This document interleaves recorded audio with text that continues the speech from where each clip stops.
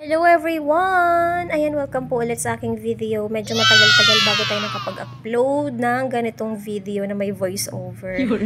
So yan po, ang video natin for today ay magluluto tayo ng arroz caldo. So ito yung ingredients. Meron tayong turmeric, luya, bawang, sibuyas. Ayan, meron tayong chicken cubes,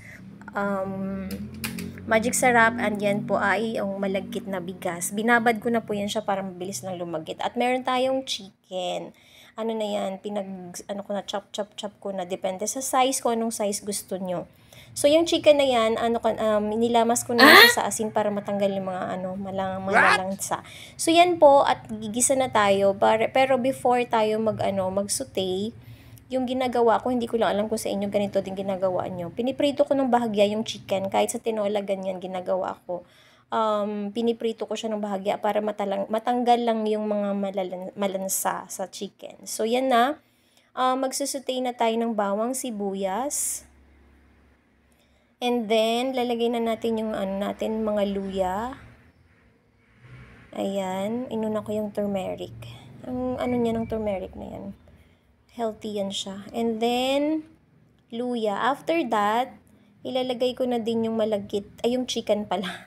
Yung chicken na pinagprito ko kanina. Ayan.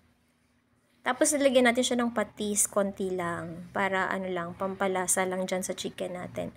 Bago natin ilagay ang malagkit na bigas. Ayan. Ilagay ko na din yung chicken cubes. And, ayan na siya. Ilalagay na natin si malagkit na bigas. Ayan, sutay-sutay lang. Okay, so yan. And then, maglagay ako ng tubig. Depende sa dami ng tubig na ilalagay nyo po, ha. Ayan, tansyahin nyo na lang, syempre. So, yan, ayan na siya. Nilagay ko na yung tamang tubig na gusto kong ilagay. Tapos, haluin nyo lang guys kasi dumidikit ang bigas kapag hindi pa siya ganun tumagal sa mainit na tubig. So, ayan, halo-halo lang muna hanggang sa hindi siya dumikit na.